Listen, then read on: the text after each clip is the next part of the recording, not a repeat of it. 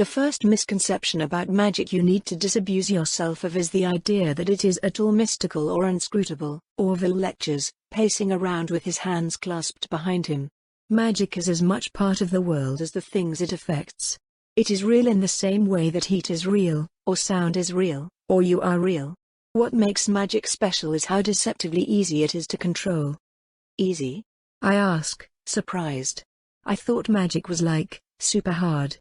Magic is super precise, Orville corrects. It's so heavily restricted because, once you know the basic principles of its control, any old fool can cast a spell.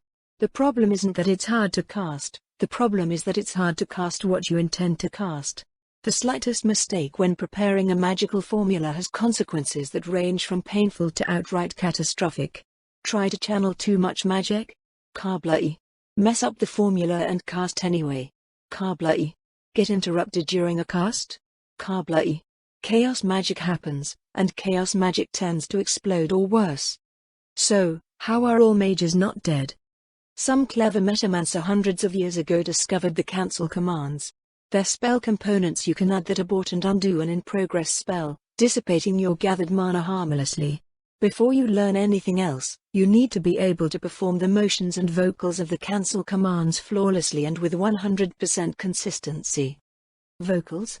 I ask, tilting my head. I've never heard anyone say things when casting magic. Yeah, you generally don't. The basic primer is this: people cast spells by gathering mana into their soul, then shaping that mana into the form they desire. Mana released into the world in specific shapes causes specific effects. However, shaping mana is complicated, to say the least. Think of casting a spell like crafting a puzzle box. You can't see the inside of the box while you're working on it, you just have to know, by memory, where all the parts are and how they'll move. Mana shapes itself in response to almost any kind of force, and the one most people find easiest to use is motion. That's why you see people twiddling their fingers when they cast. It's just as possible to cast spells by using sound or hypothetically something like heat, but you'd need to have such fine control that it's impractical. Most people don't have a voice like that. Still, every once in a while you meet someone that casts with sound, and I've heard extremely advanced mages use both at once in order to shape mana more quickly. Huh, okay. And I need to be able to use the cancels commands with both in case I can't wiggle my fingers for some reason? Pretty much, yeah. Orville confirms. So how do I pull mana into my soul? Well, you don't. Like I said, you need to learn the cancel commands first. Only after that will I teach you to practice channeling mana. People like Penelope get that easy. Being a natural mage makes you, well, a natural at it. You'll have to learn the hard way, like me. It'll take a while until your soul has enough mana capacity to cast any actual spells. I try not to wince. Telling him would be a terrible idea, but it feels so bad leading him on. I'll cross that bridge when I come to it, I suppose. I spend the next few hours in the corner of the training yard, practicing hand drills with Orville. I can see why this kind of thing might take a while to get the hang of. Half the time I can't even tell the difference between the right hand movement and a slightly different but apparently very wrong one. Penelope just sits and waits as we practice, seemingly slightly bored but not complaining even a single time as the hours ticked by.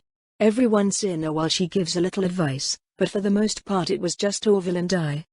As time drags on, it gets more and more difficult for me to practice. Pretty soon, I'm doing worse with the exercises than I had been an hour ago, and Orville tells me to stop. I think that's all we're getting today, he says. You look run ragged, Vita. Is everything all right? Fine. Just tired, I answer. It's hardly a surprise, Penelope comments.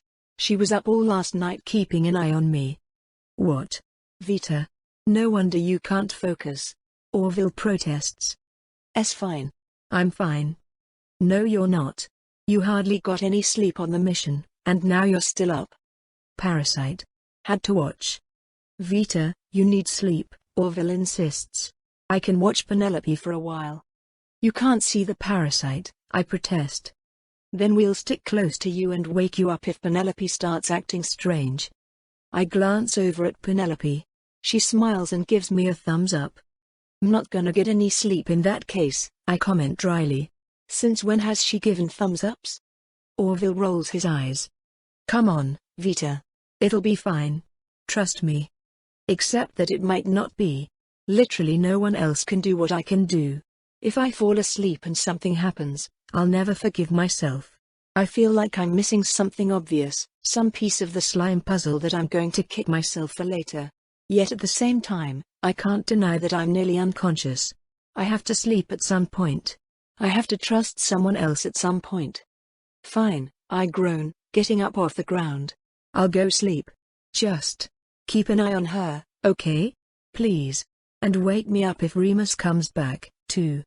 I trudge on up the stairs, Orville and Penelope following. I pretend not to hear their whispered conversation behind me. You feel fine, right?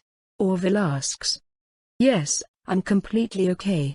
At least as far as I can tell. You trust her on this parasite thing, though? She's just doing as Remus instructed. Besides, it seems wiser to assume an emergency than to assume everything is fine. Do you know the casualty rate for hunter expeditions? Isn't it around 40%? For new teams, yes. I'm not going to turn up my nose at a bit of caution here. Well, they don't think I'm outright crazy, at least.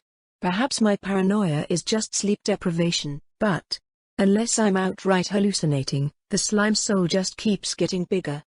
I make it to my room, not bothering to wait for modesty before pulling off my overclothes. I'm about to toss the dress onto my bed before I remember that it's probably worth more than I am. Embarrassment coloring my face, I look back to Penelope and a politely turned around Orville, silently asking what to do with the damn thing. Penelope smiles and retrieves the dress, letting me slip under the covers without further embarrassment. I really hope I'm not going to wake up tomorrow with a slime in my head.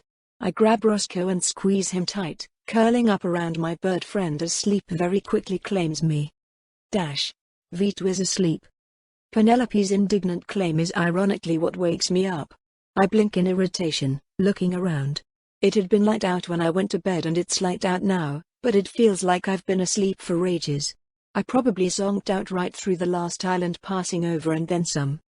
Wake her up, then, Remus's voice replied, and suddenly his order was no longer needed. I'm awake and then some. I feel him there, just outside the door. His parasite is almost as large-souled as he was. And now there are two parasites inside him. Shit. I jump out of bed, throwing on armor and making sure my spear and knife are nearby. Just in case. Oh, that woke her up, actually, Penelope comments. Good. We need to go, and we're bringing her with us. Okay? I finish getting dressed and suited up without further interruption, having everything on in record time. It smelled like someone had cleaned my stuff while I slept, then put it all back where I'd left it. That's nice of them. Remus stays politely outside the girls' dorm room while I quickly check that I have everything. Holy shit, this is so sudden. Where had he been? Dressed and ready, sir. What do you need? I report. Vita, do you feel anything different? Remus demands. There's two of them in you now, sir, I say, quickly looking inward. Oh, shit. There's one in me as, no, wait. That's just the soul I picked up from the slime Remus killed back in the forest. False alarm. I move it around a little inside my body, popping it outside my skin to make sure. Yep, all the slime souls in me are very dead. Safe for now. Remus, however, has no such luck. He curses. I thought as much. Something feels wrong. Yeah, one of them feels almost as strong as you now, I confirm. Shit.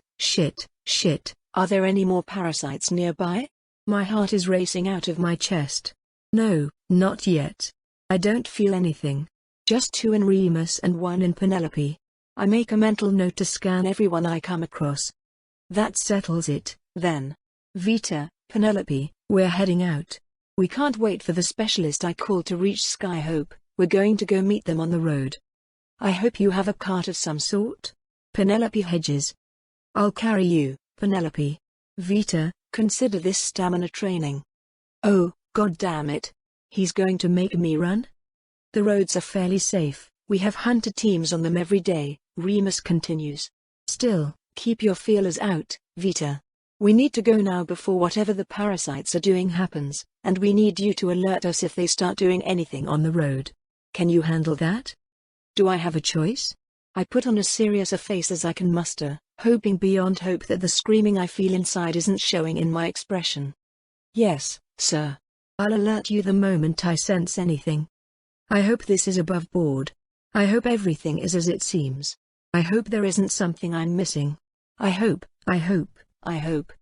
Opening the door, Remus grabs an embarrassed Penelope and hoists her into a piggyback, then runs down the stairs. I follow as fast as I'm able, and Remus slows down to match my pace. Before long, we're outside the city. My lungs and legs are already burning as I try not to seem weak in front of my boss. Partly to keep my stamina up, partly in case something horrible happens, and partly because I'll take any excuse to do so, I start surreptitiously swallowing chunks of my soul stock, feeling that beautiful feeling of unraveling raw power and adding it to my being. The run pace doesn't get easier, but it stops getting harder, and I feel like that's basically the same thing. Minutes tick by in silence. Then an hour.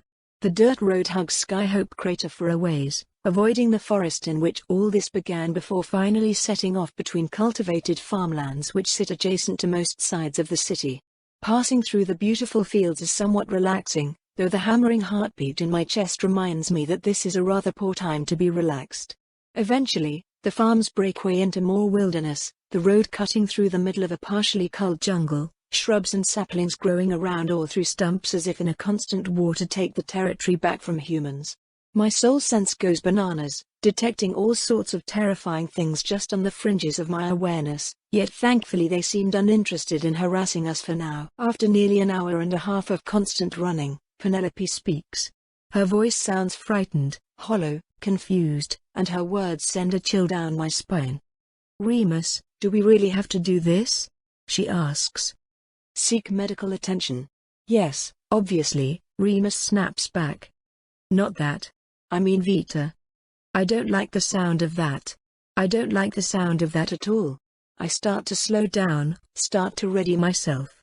This whole thing has been suspicious for a while.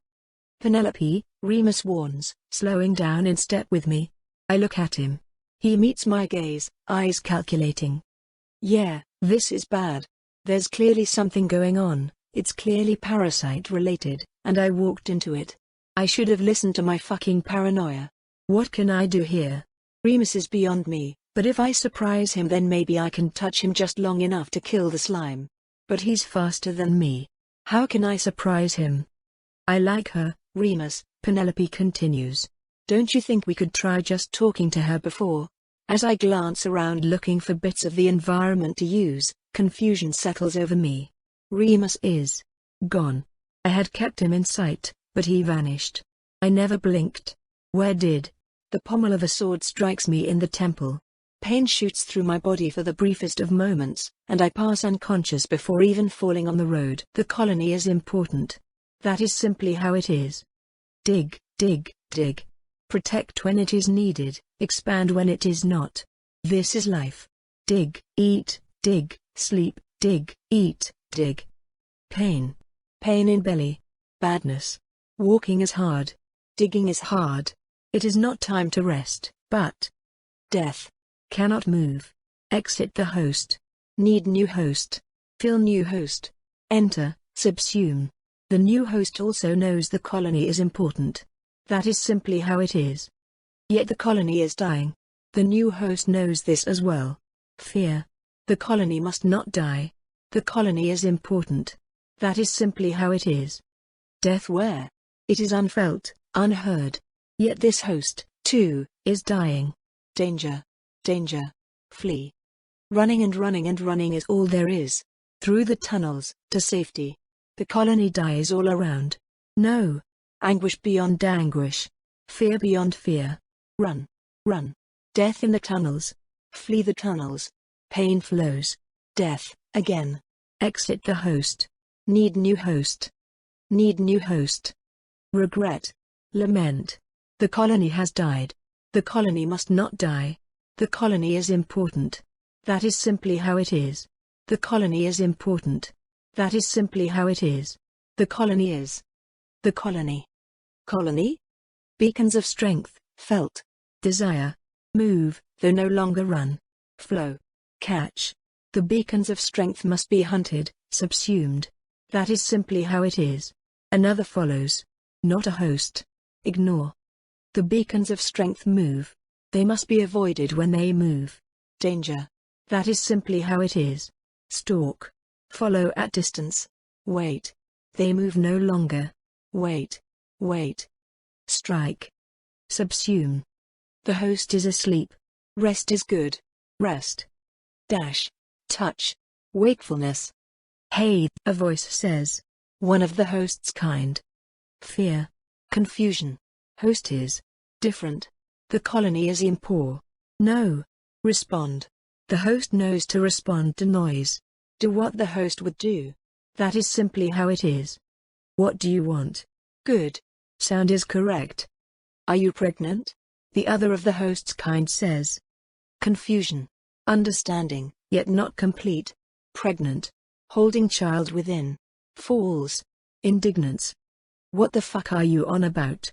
Is the correct noise to be made? Do what the host would do. That is simply how it is. Pregnant, the other of the host's kind speaks. The ally. The annoyance. The eccentric. The fearsome. The host knows all of these things. Yes or no? No. Is the correct thing to say. Do what the host would do. That is simply how it is. Okay, then I think you have a parasite inside you. Parasite. That which takes without giving. The host feels fear. The host knows what to do. Scan for the parasite, remove it. The host knows I am the parasite. I am the parasite. That's bad, right? Arg, but there are so many things. The host knows so much. Memories, understandings, emotions, feelings, all flowing into me at once. I'm not of the colony anymore. I'm the colony's killer. Rage flows through me. Fury. Vengeance. How could I be the colony's killer? The colony was important. That is simply how it— No. That's not how it is. I think. The colony needed to die? The colony was fun to kill. Wait, I have to do what the host would do. Calm down, take deep breaths. Knowledge of the structure of reality enters my mind, the physical makeup of living things, and the principles of magical power that control them. I move my fingers, exactly like the host knows how. I cast the spell, letting the knowledge it interprets enter my mind. Everything is normal, barring the big glob of slime in my neck. That's the parasite, and it must be removed and killed immediately so this nightmare can end. That is what the host would do. Do what the host would do. That's simply how it— No, wait. That's me. I'm the parasite. Why would I do what the host would do if it kills me? That's wrong. I know that's wrong. I know lots of things. I'm still talking to a member of the host species which is hostile to me, capable of detecting me, and loyal to the host. Think. Try not to panic. Should I kill them? No, I don't want to. Subsume them instead? Then this host, which knows I exist and is also capable of detecting me, would be free. Lie? Lying works. I don't detect anything. Well, I still do, the other member of the host species says. A human. That's what I am now. There's one inside Remus, too, and when we encountered something that felt like it before, he couldn't even see it in broad daylight. It was this little slime thing, translucent, about as big as my fist. Would being a slime change the kind of spell you need to detect it? Oh, is that what I am? Yes, it is. I know that now. I also know Remus is the one who's really, really powerful. Wait, he's stronger than my body. Damn, I can't help but feel a bit of jealousy for whoever got him. Jealousy? That's new. I dislike the idea of sharing. Now is not the time for that, though. I need to figure out how to stay alive. No. It wouldn't, I insist. You're positive something is inside me? Even though I can't detect it at all? Please, please, please believe me. There's nothing. 100%, yeah. They're the same things I felt inside burrowhounds. Well, shit. Lying doesn't work at all. Good to know. But now what? I flipped through some of my host's recent memories, trying to decide what to do. Damn it, Vita. My host tries to shriek. It's not me. It's lying to you. You fucking idiot. Help me. Vita. Ah, that other human's name is Vita. Good to know. My host seems terrified, which I don't like. Hopefully she'll get over it. I think my other hosts got used to it. They were very different, though. Very different. I should probably also pretend like I'm freaked out, so no one thinks anything is wrong. Gem, that's quite odd. Pretending like something is wrong to make people think nothing is wrong. But it makes sense. So many things are starting to make sense, all of a sudden. Is it just Remus and I ask. There aren't any others. As far as I can tell, yeah, Vita confirms. Vita's never been wrong so far. The large one says. Bentley. You might be really sick, Penelope. I protest a little, but it doesn't stop them from waking the rest of their team. No. My team. I have to act like they are my team now, if I want to survive. The thought of it is absolutely terrifying. I cannot just be part of the colony anymore. The colony had never cared I was there, but these ones? They will kill me if they know. They talk to Remus, asking his advice. Even though the one called Vita knows we are here, she thankfully does not know what we are. Acting like my host is instinct to me, and I can see my brethren in Remus going through the same series of thoughts that I had. I'm surprised he does not kill them, as my host knows he can. It's a relief to me that I did not expect. Even if I have to hide, I don't want my team, my new colony, to die. Perhaps he feels the same. After their talks and considerations, they decide to sleep. I try to sleep, but my host screams inside me, begging and pleading her allies for assistance. She tries to unleash plagues, rot me from within, tear me apart with torrents of magic, but she is impotent while I am in control. She sees what I see, feels what I feel, hears what I hear, but she can do nothing. Yet I feel her agony as my own. I am aware of it at every moment, but I cannot voice or show it. I can only lie in silence, wishing her mind will tire while my heart beats like a storm. I cannot rest. Even if she had been silent, I know too well that her allies would wish just as strongly for my death if they knew. I am not safe. I will never be safe again. Should I abandon this host and flee?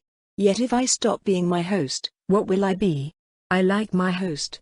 She is like nothing I have ever known. I hope I can talk to her later. She is strong, intelligent, and wise. I'm glad I get to be her now. Penelope. That is my name. Eventually, the one called Vita approaches me. Can she tell I am not asleep? Is that odd? I resolve to continue pretending. Hey, she whispers to me. Are you doing okay? No, comes the resounding scream of my host. Save me, Vita. I say no such things. I cannot pretend to be a host that wants me dead, not all the time. Vita begins to talk despite my silence, telling a story of other parasites. I listen intently. It is a sad story, a story of betrayal and death. I find it fascinating, but it only brings my host more distress. More and more her fear builds, and soon her anguish compounds beyond what I can handle. Okay, stop. I hiss, quickly thinking of an excuse for my reaction. I'm sorry I slapped you. Okay? Is that what you want to hear? No, but thank you for apologizing. I just wanted to make sure you were okay. I could tell you weren't really sleeping. She cares for me. That makes me happy, even if she thinks I'm someone else. I am, by all methods I'm aware of, completely fine, I whisper back. But? She prompts. She saw through me once again. I want to tell her. I cannot give anything away, but I want to tell her. But I'm terrified, I admit. I'm clearly in danger, I don't know how to handle it, and I don't want to die. Well, I guess I should say, then, she answers. You pretty much already know, but I'd like you to keep it secret. Then she tells me. She tells me with kindly words how she can so easily pluck the life from my body. How she will happily do so for my host. How all I have to do is ask to die, and it will be done. I tell her no. I come up with as many reasons as I can why my host might not wish for my end. I tell them all in a panic, acting much less afraid than I feel. This girl who sees me, who holds my life in her hands, she is a nightmare. Inside, my host laughs. She sneers and taunts, gleefully anticipating my death. Imagining it. Relishing it. She hopes for my suffering. She begs for it. With those wishes in my thoughts, we finally drift to sleep. Once I wake, days of travel in the forest begin for me. I draw on my host's experiences, mimicking what she does to help her team. She's curious, experimental. She likes trying new things even when she knows older things will work. Her team does not know this, though. She hides these wonderful things, fearing others will not understand. I want to tell them, but I fear acting differently from my host will bring me death. I take the time granted to us to learn more of my host, to delve her memories and immerse myself in her oldest feelings. The more her memories become my own, the easier it is to be her. I feel what she feels. I like what she likes. I want what she wants. I hate what she hates. She hates me. I am Penelope, and Penelope screams inside me.